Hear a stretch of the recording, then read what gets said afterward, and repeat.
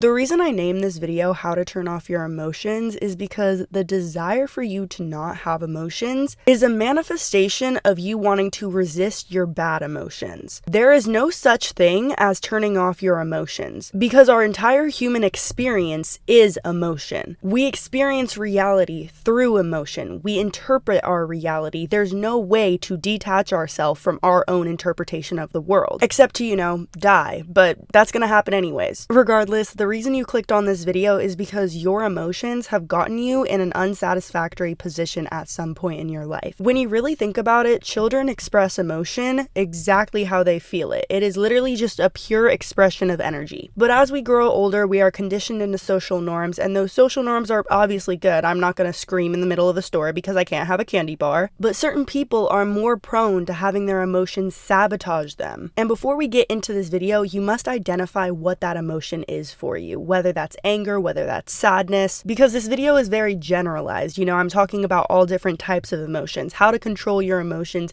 so that it's benefiting you. But the suppression of emotions is not the same thing as being calculated with your emotions and knowing when and when not to share them with others. You need to adopt this perspective of taking yourself out and looking at your emotions from an outsider's perspective, and that is exactly what I'm going to be talking about in today's video. If you're new here, my name's Natalie, and I share ways in which I'm getting my shit together so that you can get your shit together. As someone who has experienced anger, sadness, anxiety, I've been very prone to not knowing how to control my emotions, and this is something I've really learned how to cope with in the last year, and I just want to share some of the things that I've been doing. I'm definitely not perfect. No human is perfect, but these are just the things I'm going to share with you guys that have really helped me, because there was this overwhelming feeling of I just want to turn off my emotions. And I know you clicked on this video feeling the same exact way. When you have a lot of emotions naturally, you have a difficulty controlling them and you just want to turn them off. It's better to feel nothing than to feel everything. But what really helped me is allowing myself to adopt the perspective that my heightened emotions were actually happening for me, not just to me. I felt like I was very entrapped by my emotions, and this is something that happened,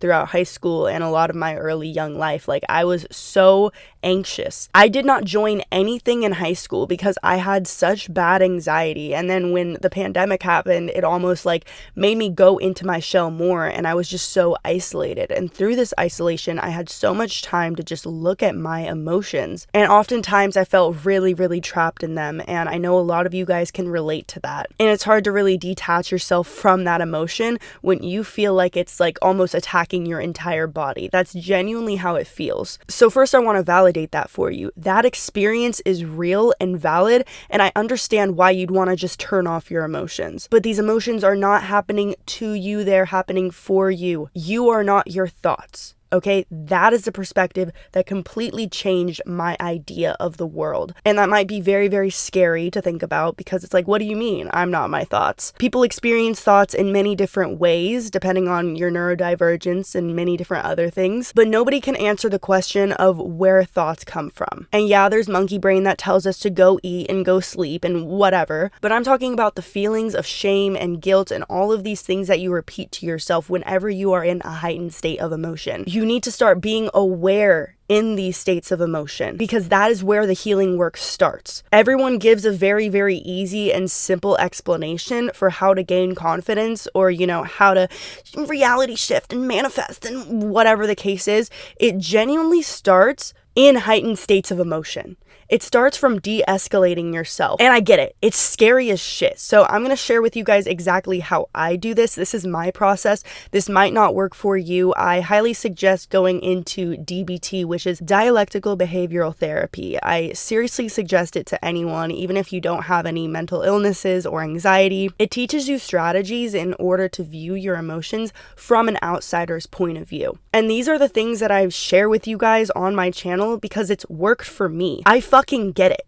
Okay, I'm not going to sit here and say, oh, just detach yourself from the emotion, just stop feeling what you're feeling, because that advice doesn't work. Okay, I truly adopted this idea that excuses are just problems later. And I also think that unresolved feelings are just mental breakdowns later. So whenever I have a feeling, I sit with it and I identify it. And it starts with the thinking patterns, being very, very aware of your thinking patterns on a day-to-day basis. Detach yourself from social media for a while, because oftentimes we numb ourselves out with social media or constant stimulation. Short-form content makes you change from states of being very, very quickly, and it makes you unaware of what mental states you're actually in. Like, one moment you'll be watching a video and you'll be almost crying because, this poor little coyote is like dying on the street, and then the next video is like a meme. It desensitizes you to what you're actually feeling at some points, especially when, if you're feeling a certain thing, you tend to, scroll more or engage in activities that aren't necessarily that great for you. Identify what you do in order to numb out, and identify what happens and what thought patterns you typically go into when you are about to have a panic attack or, an anger attack or whatever the case is. Feel the emotion, feel every single aspect of it, journal about it, do a voice memo, because sometimes if you're the type of person who needs to talk out loud, talking to yourself out loud and being able to, voice memo what you're feeling can really help. Identify when the belief that an emotion is based on is baseless. For example, perceived rejection, right? You might feel like your friends purposefully didn't invite you somewhere, and you jump to that conclusion because you have been rejected before. This situation is a trigger for you. So the first thing you want to do, you want to act out, you want to cuss them out, you want to be like, why didn't you do this? Blah, blah, blah, blah, blah, right? You stop.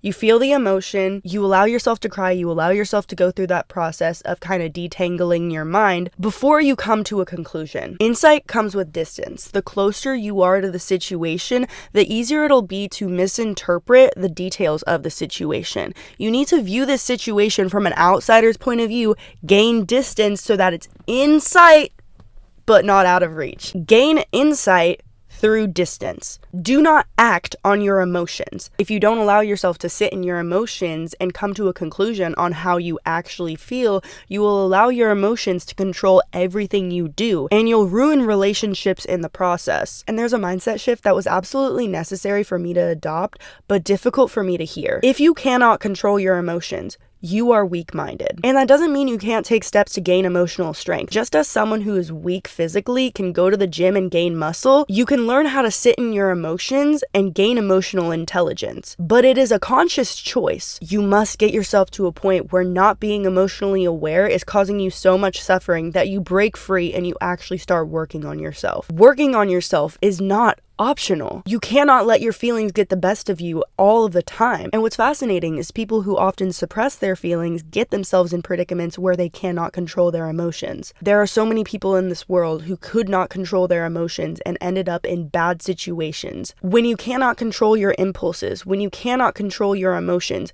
you are weak. And that doesn't mean you can't gain strength, but it means that in this world, you will not be able to function at your highest capability. Something else I do when I'm in a heightened state of emotion.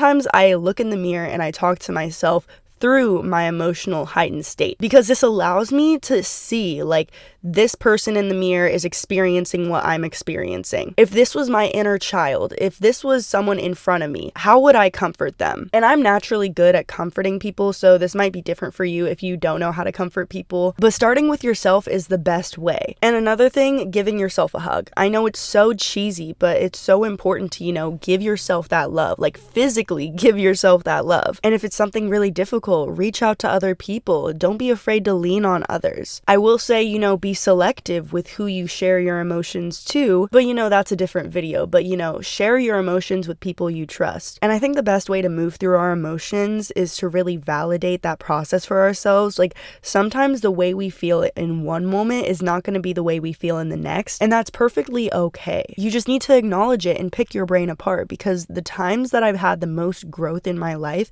is the times where I've really leaned into why I'm feeling a certain way. It's almost like you're having a conversation back and forth with your thoughts, and you're really learning how to get into the guts of why. Why do I want to react this way? Why do I want to do something irrational? What is this coming from? And you might notice that my videos are never like super concise advice, right? I mean, yes, I give you guys advice on how to comfort yourself, but this is deep work. This is the work that not many people talk about online because it's difficult. People want to sell you this idea that confidence is just, being a baddie and changing changing yourself into this new version of yourself and whatever. But true confidence is really acknowledging your feelings, and through those feelings becoming a completely different person, because you're open to transformation. You are open to learning from your emotions. When you adopt this perspective that your emotions are not happening to you but for you, you will be elevated to another level because you learn how to decipher your emotions, and you can identify the cycles that are keeping you stagnant in certain areas of your life in order to move forward into a better version of yourself and a better reality. This part of yourself that you've been avoiding is actually the catalyst to deeper introspection and growth. With that being said, you guys, thank you guys so much for watching this video. I'm so proud of you. Nobody can feel your feelings for you, and I understand it's difficult, but you're doing so good. I'm so proud of you. I'm so proud of you, bestie. Look at how good you're doing. I'm so proud of you. Happy holidays. It's Christmas when I'm posting this video, so yeah, just thank you guys so much for being here. Stay tuned because I have something very special planned for the beginning of 2024.